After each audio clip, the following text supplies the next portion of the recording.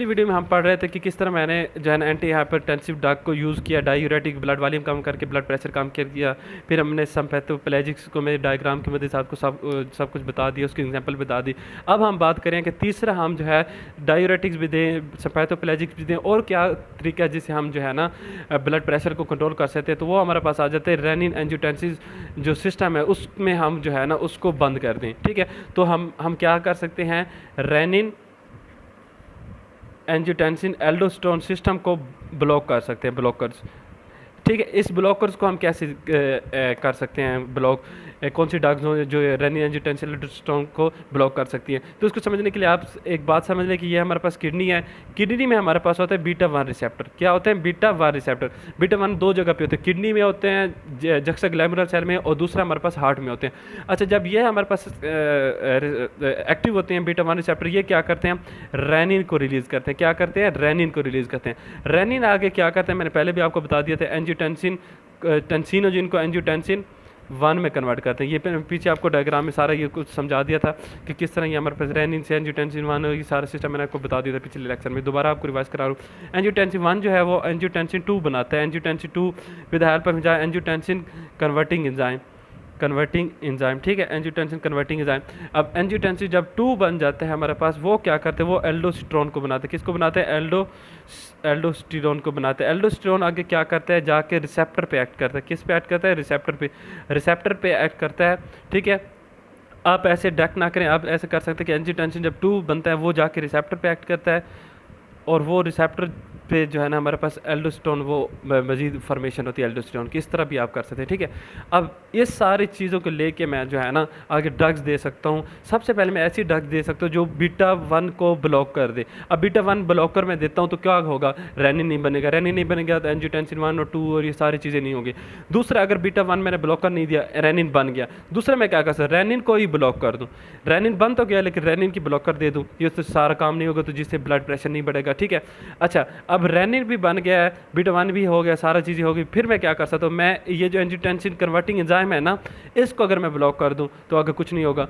अगर angiotensin converting enzyme भी है हमारे पास, इसको ब्लॉक नहीं किया, एंजियोटेंसिन टू बन गया।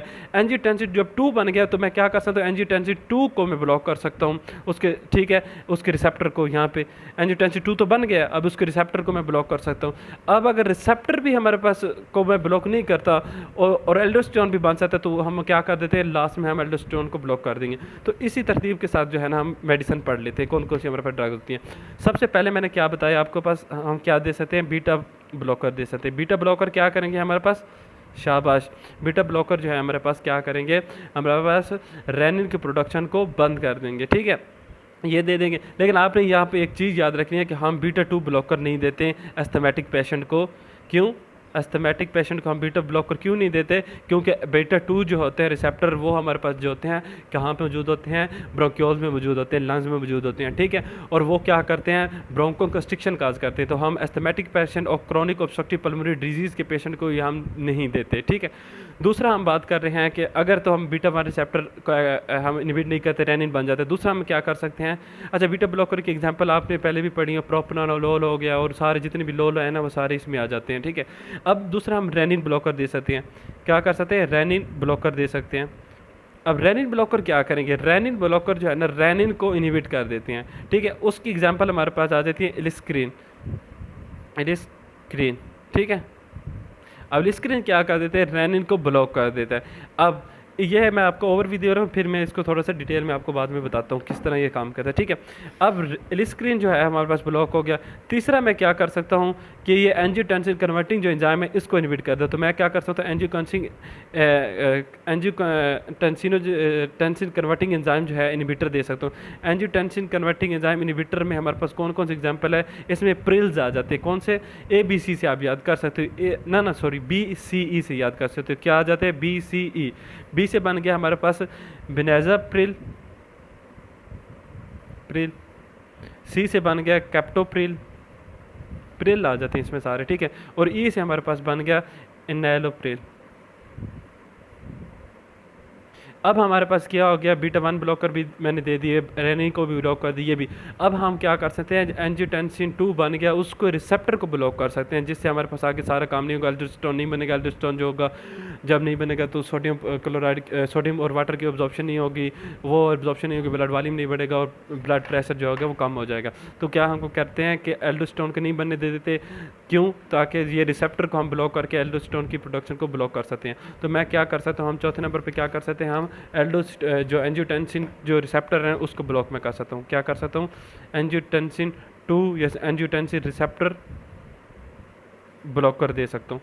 अब एंजियोटेंसिन रिसेप्टर ब्लॉकर की एग्जांपल में हमारे पास क्या आ जाती हैं, इसके एग्जांपल में हमारे पास जार्टन आ जाते हैं। जार्टन क्या, लोजार्टन और जितने भी जार्टन, कैंडी जार्टन,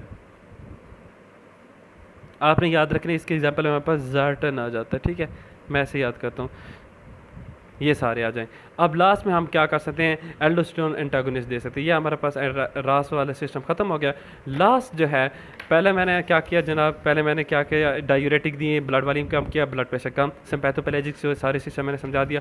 उसके बाद मैंने आपको बताया कि रास को हम किस तरह ब्लॉक कर सकते हैं, रेनिन एंजियोटेंसिन सिस्टम को ब्लॉक करके हम किस तरह ब्लड प्रेशर कम कर सकते हैं। अब लास्ट में हमारे पास जो है वेजो डायलेटर दे के भी हम क्या कर सकते हैं, ब्लड वेजल को डायलेट कर देंगे, ब्लड फ्लो जो है वो नॉर्मल हो जाएगा। ब्लड वेजल जब डायलेट हो जाएंगी तो हमारे पास पता है कि वेजो कंस्ट्रिक्शन से ब्लड प्रेशर बढ़ता है, वेजो डायलेशन से ब्लड प्रेशर कम हो जाता है। तो हम क्या कर सकते हैं, वेजो डायलेटर दे सकते हैं, वेजो डायलेटर दे के हम इसको ट्रीट कर सकते हैं। अब वेजो डायलेटर जो है ना हमारे पास, ये 3 तरह के होते हैं। कितने होते हैं, 3 तरह से हम इसको पढ़ सकते हैं। पहले हमारे पास क्या होते हैं, ओरली, जो हम ओरली दे सकते हैं। ओरली में हमारे पास 2 एग्जाम्पल आ जाती हैं। कौन सी 2 एग्जाम्पल आ जाती हैं, हाइड्रिलाजीन, हाइड्रिला जाइन भी कह सकते हो, जीन भी कह सकते हो, और दूसरा हमारे पास आ जाता है मिनॉक्सीडिल, मिनॉक्सीडिल आ जाते हैं। अब हाइड्रिनल जीन और मिडॉक्सीजिन हमारे पास क्या आ जाती है, इसकी एग्जांपल में आ जाती हैं। ठीक है, जो हमारे पास हाइड्रिलाजीन है ना, ये काम कैसे करता है, हाइड्रिलाजीन जो है हमारे पास क्या करता है, नाइट्रिक ऑक्साइड की प्रोडक्शन कराते हैं। नाइट्रिक ऑक्साइड आपको पता है कि क्या करते हैं, आगे हमारे पास जो है ना साइक्लिक जीएमपी, सीएमपी नहीं जीएमपी, इसको बढ़ा देते हैं। साइक्लिक जीएमपी बढ़ जाते हैं तो रिलैक्सेशन होती है मसल की, स्मूथ मसल की। जब रिलैक्सेशन होती है तो हमें पता है वेजो डायलेशन हो जाती है, जिससे हमारे पास क्या होता है, ब्लड प्रेशर कम हो जाता है। ठीक है, ये अब मिनॉक्सीडिल क्या करती है, मिनॉक्सीडिल जनाब क्या करती है, हमारे पास जो पोटाशियम चैनल होते हैं ना, पोटाशियम चैनल होते हैं उनको ओपन कर देती है। पोटाशियम चैनल ओपनर है ये।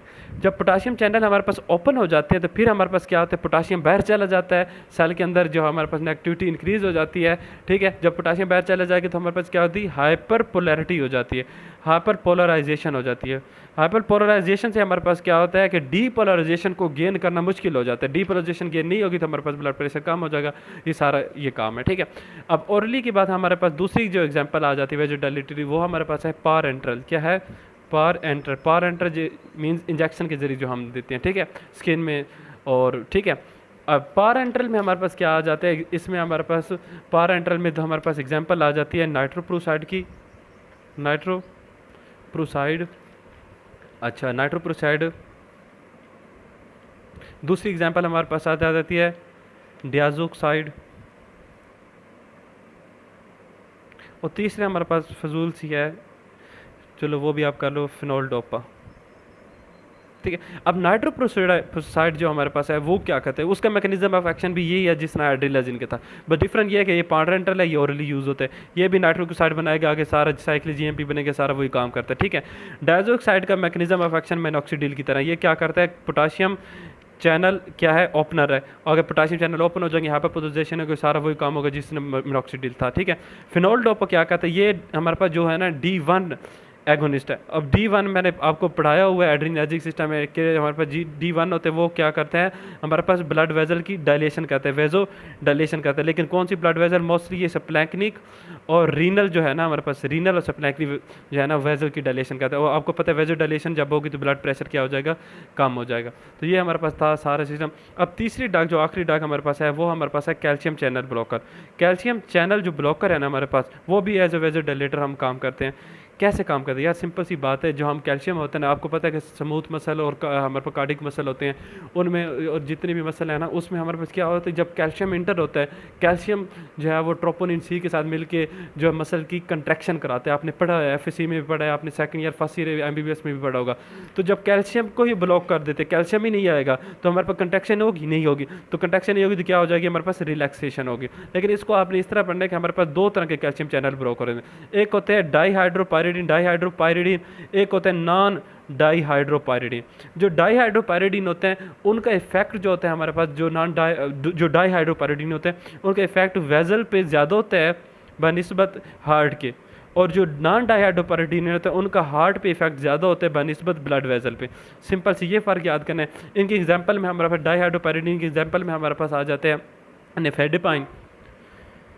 क्या आ जाता है हमारे पास, निफेडिपाइन।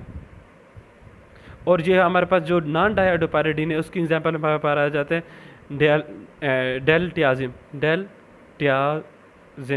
ये हमारे पास जो है सारा टॉपिक था। अब जो है मैं इसको जल्दी से रिवाइज कर देता हूँ। मैंने आपको क्या पढ़ाया, एंटी हाइपरटेंसिव ड्रग, मैंने पहले आपको हाइपरटेंसिव के बारे में थोड़ा सा बताया, ड्रग के बारे में आपको बताया कि किस तरह ब्लड प्रेशर को हम कम कर सकते हैं अगर ब्लड वॉल्यूम को कम कर दे। ब्लड वॉल्यूम को कम करने के लिए डायूरेटिक यूज़ करते हैं। डायूरेटिक अभी मैं यहाँ पे नहीं बता रहा क्योंकि इसका पूरा चैप्टर है, तो वहाँ पर मैं आपको डिटेल में बताऊँगा। सिम्पैथोपेलेजिक्स में आपको बता देता हूँ कि सिम्पैथोपेलेजिक्स मैंने यूज़ किए कि सीएनएस में आउटफ्लो कम करके हम ये सारा काम कर सकते हैं, या अगर सीएनएस आउटफ्लो नहीं कम करते तो गैंग्लिया को ब्लॉक कर सकते हैं। गैंग्लिया ब्लॉक नहीं हो सकते तो हम नॉरएपिनेफ्रिन को जो है जो उसको रिलीज़ नहीं होने देंगे, नॉरएपिनेफ्रिन को ब्लॉक कर सकते हैं। ठीक है, ये आपको बता दिया। फिर मैंने बताया कि किस तरह हम नॉरएपिनेफ्रिन के एड्रेनर्जिक रिसेप्टर को हम ब्लॉक कर सकते हैं। थोड़ा सा मैं आपको एक चीज़ बताता जाऊँ कि जो हमने ना अभी एक चीज़ पढ़ी है कि किस तरह सिम्पैथोपेलेजिक जो सीएनएस आउटफ्लो ब्लॉकर है वो हम ज़्यादातर नहीं देते हैं। क्यों? क्योंकि हमारे पास सीएनएस जब आउटफ्लो कम हो जाता है तो एक गैंग्लिया ब्लॉकर की बात करूँ कि गैंग्लिया ब्लॉकर हम मोस्टली नहीं देते। क्यों नहीं देते? क्योंकि इसकी टॉक्सिटी में ये हो जाता है कि गैंग्लिया तो आपको पता है पैरासिम्पैथेटिक भी गैंग्लिया होते हैं और सिम्पैथेटिक गैंग्लिया, तो ये तो सब पे एक्ट करेगा, तो एक डिफ्यूज इफेक्ट की वजह से हम गैंग्लिया ब्लॉकर यूज़ नहीं करते। ठीक है, इसके अलावा हमारे पास जो सेंट्रल नर्वस सिस्टम पे एक्टिंग करने वाले हैं क्लोनिडीन आ जाता है और मिथाइल डोप आ जाता है। इसकी दो एग्जांपल में क्लोनिडीन जो होता है हमारे पास वो रीबाउंड हाइपरटेंशन काज कर सकता है, और मिथाइल डोपा जो है वो हीमोलाइटिक एनीमिया काज कर सकता है। ये आपने याद रखना है कि क्लोनिडीन और मिथाइल डोपा हमारे पास एग्जाम्पल है, लेकिन मिथाइल डोपा हमारे पास क्या कर सकता है, मिथाइल डोपा जो है वो हमारे पास क्या कर सकता है, हीमोलाइटिक एनीमिया काज कर सकता है। फिर आपने याद रखें मिथाइल डोपा हम प्रेगनेंसी में यूज़ करते हैं, क्लोनिडीन यूज़ नहीं करते। ठीक है, फिर मैंने आगे आपको बताया कि गैंग्लिया ब्लॉकर क्यों नहीं यूज़ करते, वो भी आपको समझ आ गई। फिर उसके बाद हम चलते हैं कि गैंग्लिया ब्लॉकर के बाद हमने आ जाते हैं हमारे पास नर्व टर्मिनल ब्लॉकर। अब नर्व टर्मिनल ब्लॉकर की एक जो है ना एग्जाम्पल बताती है, रेजर पैनगोनिथिन आ जाती हैं। ठीक है, फिर रिसेप्टर ब्लॉकर जो है ना, रिसेप्टर ब्लॉकर वो उसकी टॉक्सिटी में आपने याद रखें कि रिफ्लेक्स टैकिकार्डिया हो सकता है, और ब्लड प्रेशर को जब कम करेंगे तो क्या हो सकता है, हाइपोटेंशन हो सकती है, आर्थोस्टैटिक हाइपोटेंशन। ठीक है, और फिर बीटा 2 के बारे में आपको बता दिया कि वो हम यूज़ नहीं करते क्यों, एस्थमेटिक पेशेंट में। ठीक है, फिर हमने रास सिस्टम पढ़ा। अब रास सिस्टम में एक थोड़ी सी मैं आपको बात बताता चलूँ।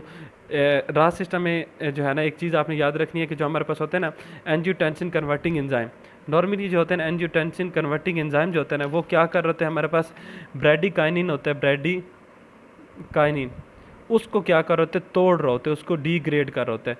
अगर मैं एंजियोटेंसिन कन्वर्टिंग एंजाइम इनहिबिटर देता हूं तो ब्रेडिकाइनिन टूटेगा नहीं। अब अगर ब्रेडिकाइनिन टूटेगा नहीं तो वो हमारे पास क्या कर सकता है, ड्राई कफ काज कर सकता है, और इसके साथ हमारे पास क्या कर सकते हैं, एंजियो एडीमा कर सकते हैं, एंजियो एडीमा। तो हमारे पास एंजियोटेंसिन कन्वर्टिंग एंजाइम जो होते हैं, या फिर रेनिन, अगर रेनिन को मैं इनहिबिट करता हूँ तो रेनिन इनहिबिट होगा तो एंजियोटेंसिन कन्वर्टिंग एंजाइम वो आगे सारी चीज़ें नहीं होंगी, तो ब्रेडिकाइनिन जो होगा इनहिबिट नहीं होगा, डिग्रेड नहीं होगा। अगर एंजियोटेंसिन कन्वर्टिंग एंजाइम को मैंने इनहिबिट कर दिया तो ये इसकी डिग्रेडेशन नहीं होगी, जब इसकी डिग्रेडेशन नहीं होगी तो ये ड्राई कफ और एंजियोडीमा काज करेगा। तो इस एंजियोटेंसिन कन्वर्टिंग एंजाइम के जो इनहिबिटर होते हैं ये उसमें टॉक्सिटी में आप ये 2 पॉइंट लिख सकते हो। ठीक है, इसलिए हम मोस्टली जो एंजियोटेंसिन कन्वर्टिंग एंजाइम इनहिबिटर नहीं देते, बल्कि हम एंजियोटेंसिन जब बन जाते हैं उसके रिसेप्टर ब्लॉकर हम मोस्टली यूज़ करते हैं। ठीक है, तो ये हमारा चैप्टर था। होप सो आपको वीडियो अच्छी लगी हो। अगर वीडियो अच्छी लगी तो चैनल को लाइक और सब्सक्राइब कर दें। इंशाल्लाह नेक्स्ट चैप्टर में हम मिलते हैं नेक्स्ट वीडियो में। Thank you.